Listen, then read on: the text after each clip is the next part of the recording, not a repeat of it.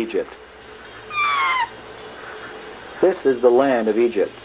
Here Joseph was brought when he was only a boy, after his jealous brothers had sold him as a slave.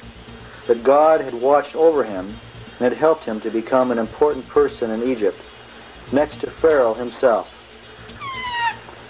God had shown Joseph that there would be plenty of food for 7 years, and then 7 years when there would be very little food. So Joseph had the people store part of the grain from the good years and save it for the bad years.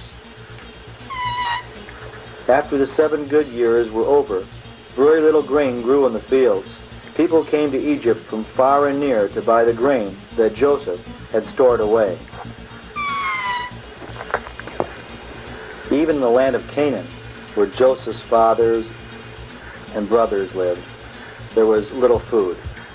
They knew what little they had would not last long. "My sons, listen to me. I have heard there is grain in Egypt. Go down to Egypt and buy grain so that we may live and not die." Leaving Benjamin, the youngest brother, at home, the other 10 brothers went to Egypt to buy grain. Joseph knew them at once, but they did not know him.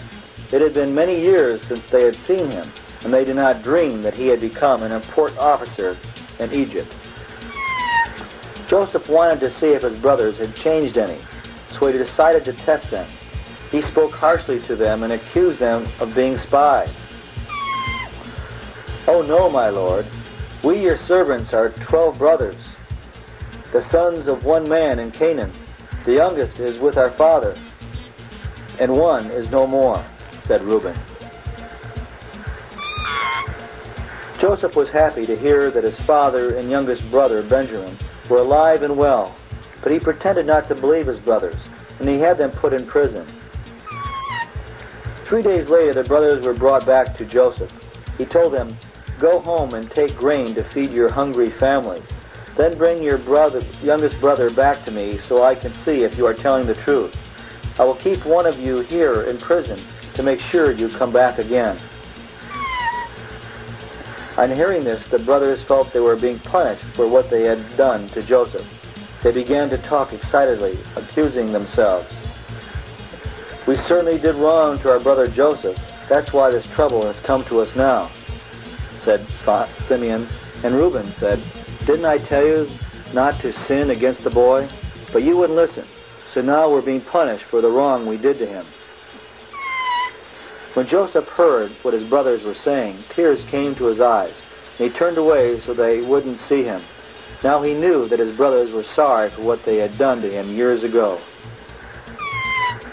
Simeon was chosen to be the one to stay behind, and the others were sent on their way back to Canaan. On the way home, the brothers discovered that the money they had used to pay for the grain was hidden in their sacks. Joseph had secretly ordered his servants to put the money there, but of course his brothers did not know this, and they were frightened. Judah said, "The Egyptian ruler will think we've stolen it." And Levi said, "We dare not go back to Egypt now." But then Dan said, "But what of Simeon? If we don't return, he will be killed. We must return with Benjamin." When they returned home, the brothers told Jacob what had happened, and that they would have to take Benjamin back to Egypt with them. "You are taking my children away from me. Joseph is no more. Simeon is no more. And now you want to take Benjamin away. Benjamin will not go to Egypt," said Jacob. But when the grain was all eaten and the sacks were empty, Jacob knew that he would have to let his sons go back to Egypt. So the brothers took Benjamin with them and started out.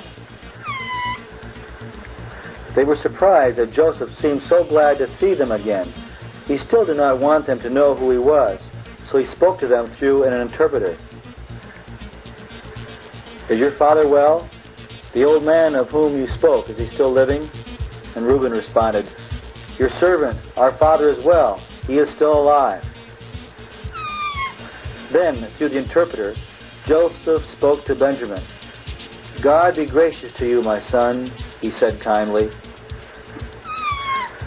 But when the brothers started back home with more grain, soldiers came after them and accused them of stealing Joseph's silver cup. Joseph had hidden the cup in Benjamin's sack in order to test his brothers.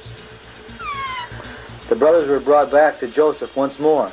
Since the silver cup was found in Benjamin's sack, Joseph said, "Let Benjamin stay and be my slave, and the rest of you can go." But Judah, the brother who had sold Joseph as a slave, spoke, "Let me stay, I beg you, and be a slave to you, and let the boy go back with his brothers. For how can I go back to my father if Benjamin is not with me? I couldn't bear to see the misery on my father's face if we went back without Benjamin." Joseph saw that his brothers had changed and had grown up to be more kind-hearted. Now he was ready to tell them who he really was. So Joseph said, "Please, come near me. I am your brother Joseph, whom you sold into Egypt. Don't feel sad or angry because you sold me here. It wasn't you, but God, who sent me here to keep people from dying." How glad the brothers were to see that Joseph was alive and well. They told him how sorry they were for what they had done. Joseph sent them home with plenty of food and supplies and asked them to bring his father Jacob and all their families to live with him in Egypt. Pharaoh had also invited them to come and live in Egypt. Jacob welcomed his sons back home. They told him they had found Joseph, that he had sent wagons to bring their entire family to Egypt to live. Jacob could hardly believe his ears, and when he saw the wagons, he said, "I will go." When Joseph heard that his father and brothers were near the city, he drove his chariot out to meet them. How thankful Jacob was to God. After all these years, here was his favorite son Joseph, whom he had given up for lost. And Jacob remembered the promise God had made to him.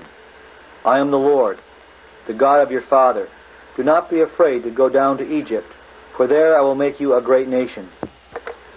How wise and wonderful were all of God's ways. This ends the tape of Joseph, ruler of